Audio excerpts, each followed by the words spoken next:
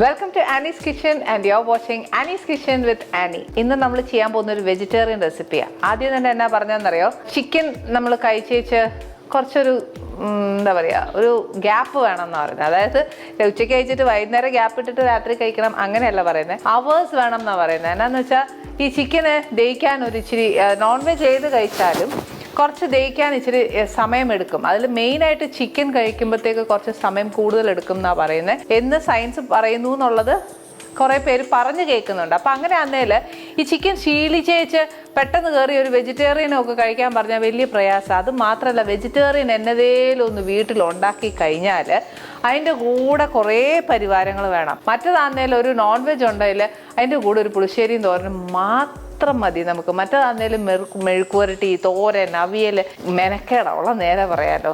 അപ്പോൾ ചില സമയത്തൊക്കെ ആണെങ്കിൽ നമുക്ക് എന്നാന്നറിയോ, മടി വരുവേ.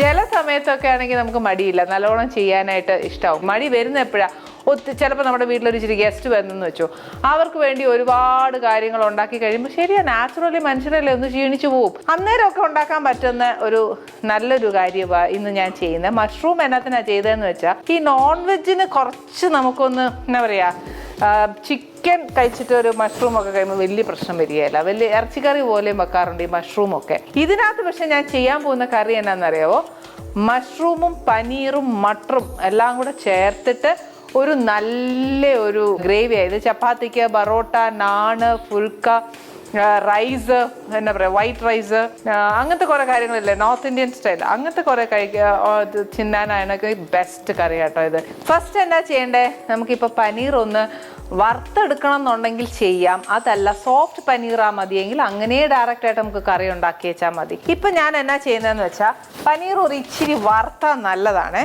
അതുകൊണ്ട് നമുക്കൊന്ന് സ്റ്റാർട്ട് ചെയ്യാം. പാൻ അടുപ്പി വെച്ച് ഒന്ന് കത്തിച്ച് കഴിഞ്ഞാൽ ഇതിനകത്ത് ഒന്നെങ്കിൽ നമ്മുടെ സാധാ സൺഫ്ലവർ ഓയിൽ ഒഴിക്കുക, അതല്ലെങ്കിൽ ബട്ടർ ഉണ്ടെങ്കിൽ ബട്ടർ ചേർക്കാം. ബട്ടർ ചേർത്താൽ കുറച്ചുകൂടെ സ്വാദാണ് വരുന്നത്. അതായത് നമുക്ക് ഇപ്പം സ്വാദോടു കൂടി തന്നെ നമുക്ക് ഉണ്ടാക്കാം അല്ലേ, അതല്ലേ ഏറ്റവും നല്ലത്. ഒരു മിനിറ്റ്, ബട്ടർ ഉണ്ടോ എന്ന് നമ്മുടെ ഫ്രിഡ്ജിൽ ആദ്യം തപ്പണമല്ലോ, സ്വാദ് അവിടെ നിൽക്കട്ടെ. കുറച്ചിരിപ്പുണ്ട് കേട്ടോ. എല്ലാവരുടെ അവിടെയും ഇങ്ങനെയൊക്കെ ആയിരിക്കുമല്ലേ ബട്ടർ ഫ്രിഡ്ജിൽ വെച്ചേക്കുന്നത്.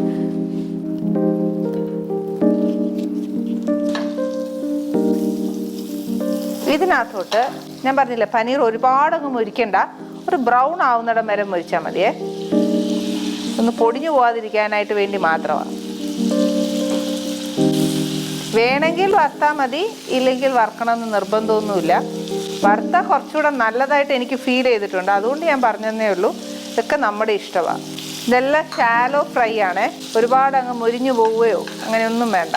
ഒന്ന് മുരിഞ്ഞ് കിട്ടിയാൽ മതി. 4 സൈഡർ മുരിക്കാൻ പറ്റിയാൽ അങ്ങനെ ചെയ്യുക, അതല്ല 2 വശം ഒത്തോളം എന്നുണ്ടെങ്കിൽ അങ്ങനെ മതി. ഇതിനൊന്നും ഒരു കണ്ടീഷൻസോ നിർബന്ധങ്ങളോ ഒന്നുമില്ല.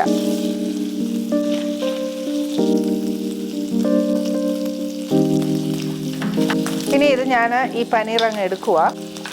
എനിക്ക് ഇത്രയും മൊരിഞ്ഞാൽ മതി. കാര്യം ഒത്തിരി മൊരിഞ്ഞാൽ നമ്മുടെ വീട്ടിലുള്ള അമ്മമാർക്കൊന്നും ഇച്ചിരി ചവയ്ക്കാൻ ഇച്ചിരി പാടായിരിക്കും. എനിക്ക് ശീലം വന്നത് ശരിക്കും ഏട്ടൻ്റെ അമ്മയ്ക്ക് ഇങ്ങനെ ഞാൻ പറഞ്ഞിട്ടില്ലേ, ഞാൻ ഉണ്ടാക്കുന്ന എല്ലാ അമ്മയ്ക്ക് കൊടുക്കും. അമ്മയ്ക്ക് ഒത്തിരി ചവയ്ക്കാൻ പ്രയാസമുണ്ട്. അന്നേരം അതുകൊണ്ട് ഞാൻ എന്നാ ചെയ്യും, ഒരുപാട് മുരിക്കുകയില്ല. എന്നാൽ പിള്ളേർക്കൊക്കെ ഒരുപാട് മുരിക്കുന്നതാണ് ഇഷ്ടം. ഇനി ഇതിനകത്തോട്ട് ഞാൻ ബട്ടർ ഇട്ടതല്ലേ, അതുകൊണ്ട് കുറച്ച് സൺഫ്ലവർ ഓയിലും കൂടെ ചേർക്കാം. കുറച്ചൊരു ഓയിലി ബട്ടറി അങ്ങനെയൊക്കെ ഒരു ഇതല്ലേ, ഒരു റിച്ച് ഇതായിട്ട് വരുന്നുണ്ട്. എന്നാലും സ്വല്പം കുഴപ്പമൊന്നുമില്ല കേട്ടോ. ഇനിയിപ്പോൾ ഇനി ഇച്ചിരി മഷ്റൂം ഒന്ന് നമുക്ക് സോട്ട് ചെയ്തെടുക്കണം എന്നുണ്ടെങ്കിൽ അതും ചെയ്യാം. കുറച്ചൊന്ന് മുരിച്ച് കിട്ടിക്കോട്ടെ. എനിക്ക് ഏറ്റവും കൂടുതൽ ഇഷ്ടം മഷ്റൂം ഉണ്ടാക്കുമ്പോൾ എടുക്കാനുള്ളത് ബട്ടൺ മഷ്റൂമാണ് ഇഷ്ടം. പക്ഷെ എനിക്കത് കിട്ടിയില്ല, അതുകൊണ്ടാണ് ഞാൻ ഈ മഷ്റൂം എടുത്തത്.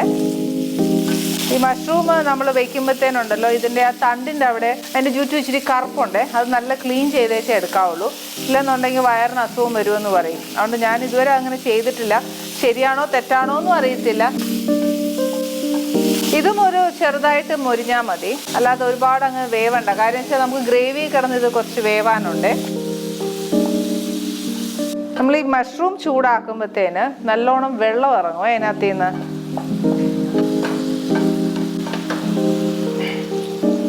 ഇനി ഇതിനെ അങ്ങോട്ട് മാറ്റി വെച്ച് ഇനി നമ്മൾ ഗ്രേവി അതേ പാൻ മതി, വേറെ ഒരു വ്യത്യാസവും വേണ്ട.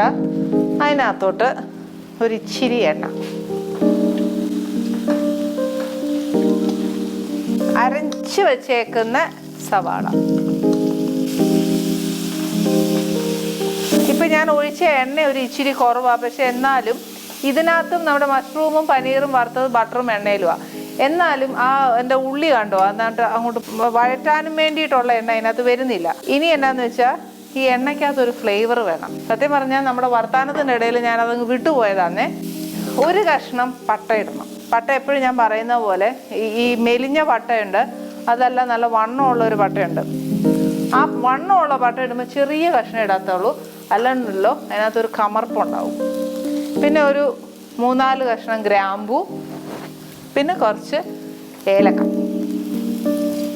ഒരു 4 ഏലക്കായും കൂടെ ഇട്ടോ. ഇത് ശരിക്കും ഇതും ഒരു നോർത്ത് ഇന്ത്യൻ ഫ്ലേവറാണ്. അന്നേരം ജീരകം ഉണ്ടെങ്കിൽ അതുകൂടെ ചേർക്കാം. ഇത് കുറച്ച് മൂത്ത് കഴിയുമ്പോൾ ഇച്ചിരി ഇഞ്ചി ഒരു കുറച്ച് മതിയേ, സ്വല്പം മതി.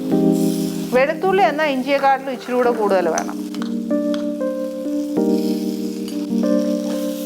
ആ ഇഞ്ചിയും വെളുത്തുള്ളിയുടെയൊക്കെ ഒരു കുത്തൽ മാറുമ്പോഴത്തേക്ക്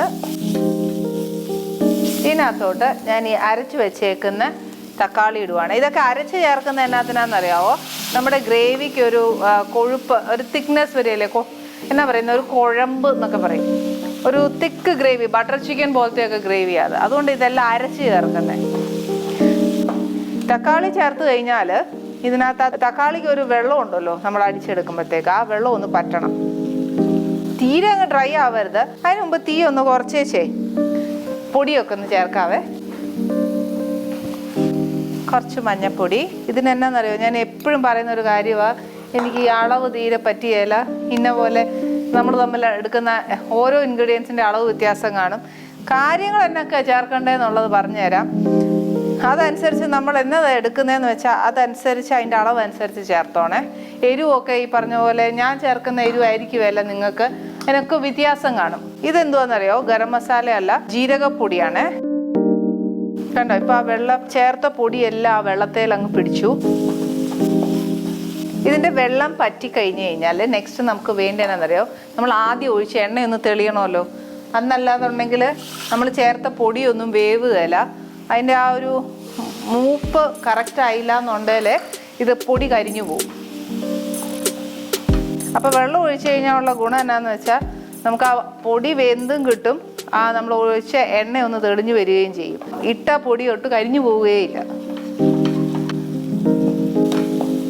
ഇത് ശരിക്കും ഒന്ന് എണ്ണ തെളിയണം. എണ്ണ തെളിയാൻ വലിയ സമയമൊന്നും വേണ്ട, എന്നാൽ ഒരു ഇച്ചിരി സമയം വേണം താനും. എണ്ണ തെളിഞ്ഞു വരുന്നുണ്ട്, കണ്ടോ, കണ്ടാലറിയാം. ആ എണ്ണ തെളിഞ്ഞിട്ട് ആ പാനിനകത്ത് നമ്മൾ ചേർത്ത അരപ്പെല്ലാം അങ്ങ് മുരിഞ്ഞു തുടങ്ങുവാന്നേ. ഈ സമയത്ത് നമുക്ക് മഷ്റൂം, പനീർ, പീസ് ഇതെല്ലാം ഇതിനകത്ത് ചേർക്കണം.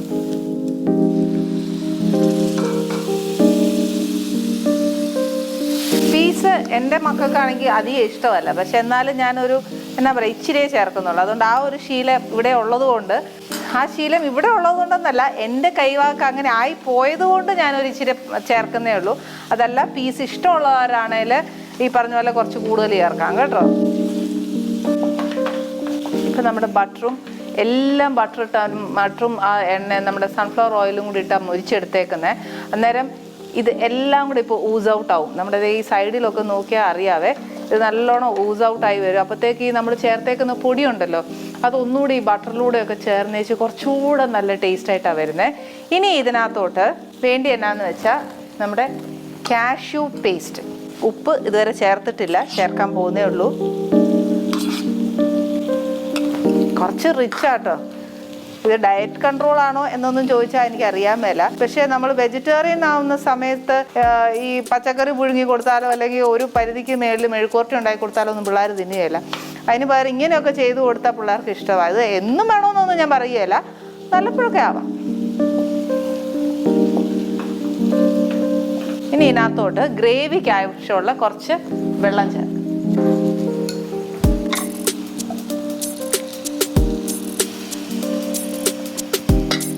ഇനി ഒരു സ്ലോ ഫ്ലെയിമേലേ വെക്കാവുള്ളേ. കാര്യം എന്നാന്ന് വെച്ചാൽ നമ്മുടെ ആ മഞ്ഞപ്പൊടി, മുളക് പൊടി ഇതെല്ലാം ചേർത്തില്ലേ, ഇതെല്ലാം ഒന്ന് എന്നാ പറയുക മഷ്റൂമിലൊന്നും ഒത്തിരി ഈ എന്താ പറയുക ഈ സ്പൈസസ് ഒന്നും ഒത്തിരി പിടിക്കുകയില്ല. അത് മഷ്റൂമിൻ്റെ ടേസ്റ്റ്. ചിലപ്പോൾ നമ്മൾ സോയ ചെയ്യത്തില്ലേ, സോയ ചെയ്യുമ്പോൾ എത്ര ചെയ്താലും സോയയിലോട്ട് ആ ഒരു നമ്മൾ ചേർക്കുന്ന പൊടിയൊക്കെ ഒരു ലിമിറ്റുണ്ട് അത് അബ്സോർബ് ചെയ്യാൻ. അതെന്ന് പറഞ്ഞ പോലെയാണ് മഷ്റൂം പോലും. മഷ്റൂമിനായാലും ഒരു പരിധിയുണ്ട് അത് അബ്സോർബ് ചെയ്യുന്നതിൽ.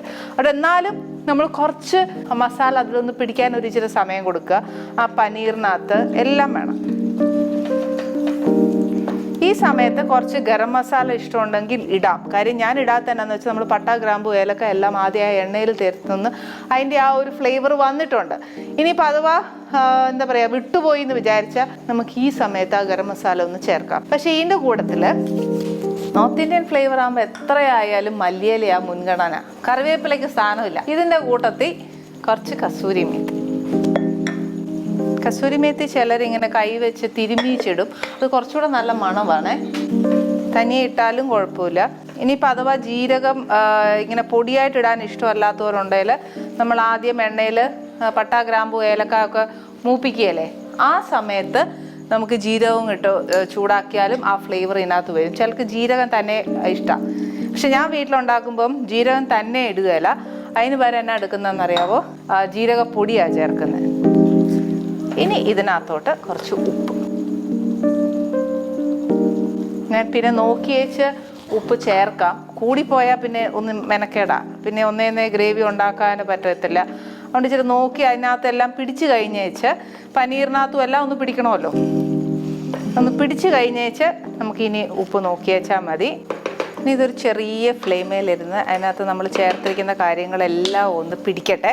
പിടിച്ച് കഴിയുമ്പോഴത്തേക്ക് അതിനൊരു കുറച്ചുകൂടെ നല്ല ഫ്ലേവറാണ്. ഇനി വാങ്ങാൻ നേരം, അതായത് നമ്മൾ കറിയെല്ലാം ഒന്ന് ആയി എന്ന് നമുക്ക് അറിയുമ്പോഴത്തേക്ക് വാങ്ങാൻ നേരം കുറച്ച് ക്രീം ചേർക്കാം. പക്ഷെ അതിന് മുമ്പ് ഒരു കുറച്ചുകൂടെ തിള വന്നു കഴിയുമ്പോഴത്തേക്ക് കുറച്ച് ക്രീം ചേർത്തിട്ട് വാങ്ങാൻ നേരം കുറച്ചുകൂടെ ചേർക്കണം. അപ്പോൾ എന്തോ ടേസ്റ്റ് വരും കേട്ടോ, നല്ലൊരു ടേസ്റ്റാണ് ശരിക്കും. ഇനിയിപ്പം നമ്മൾ ഈ തിളയ്ക്കുന്നതിനാന്ന് വെച്ചാൽ അത് നമ്മൾ ചേർത്തിരിക്കുന്ന എണ്ണയില്ലേ, ബട്ടറും സൺഫ്ലവർ ഓയിലും എല്ലാം ഇതിൻ്റെ മേളിൽ ഇങ്ങനെ തെളിഞ്ഞു വരും. അതാ ഇതിൻ്റെ പരുവം.